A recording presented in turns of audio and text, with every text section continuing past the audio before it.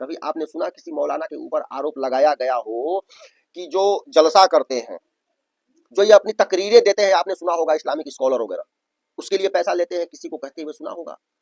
किसी पादरी के लिए कहते सुना है कि ये पादरी, ये फादर जो है ये ज्ञान देते रहते हैं, बड़ी सभाएं करते हैं, तो इसके लिए पैसा लेते हैं। लेकिन हाँ, ब्राह्मण पैसा लेते हैं हिंदुओं को भड़काओ, घुमाओ, चले जाओ।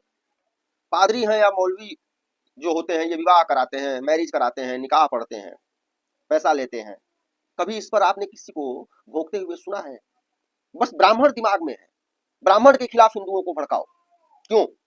क्योंकि उनको पता है कि यह जो ब्राह्मण है, यह सनातन धर्म को तोड़ने के रास्ते में दीवार बन के खड़ा हुआ है।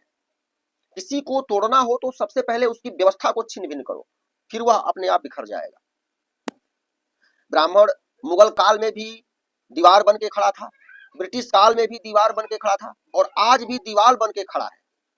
ब्राह्मण सनातन रूपी किले की जो बाहरी दीवार है वह है, इसके अंदर अन्य लोग सुरक्षित व व्यवस्थित है, उन्हें पता है यह चीज, और अपनों से ही बाहरी दीवार पर हमला कराओ ताकि ये फिर ये बिखर जाए, इनको हम आसानी से मिटा देंगे। अगर बाहरी दीवार तोड़ देंगे तो किले में घुस जाएंगे, फिर सबको मिटा देंगे।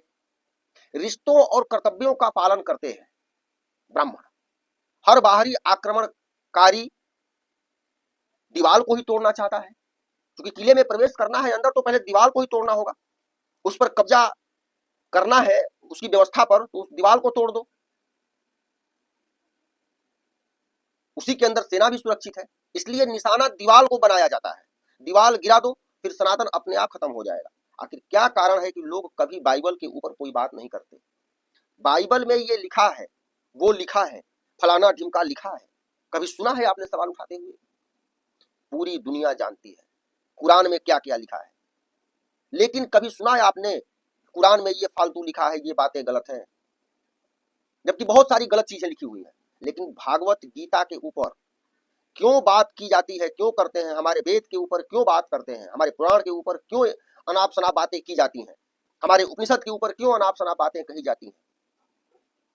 जबकि जाहिलपन जो है, मार काट, हवस, हलाला, बहन बेटी को बीवी बनाने की बात करने वाली किताबों पर कोई बात नहीं करता, उन गंदी किताबों को महान बताया जाता है।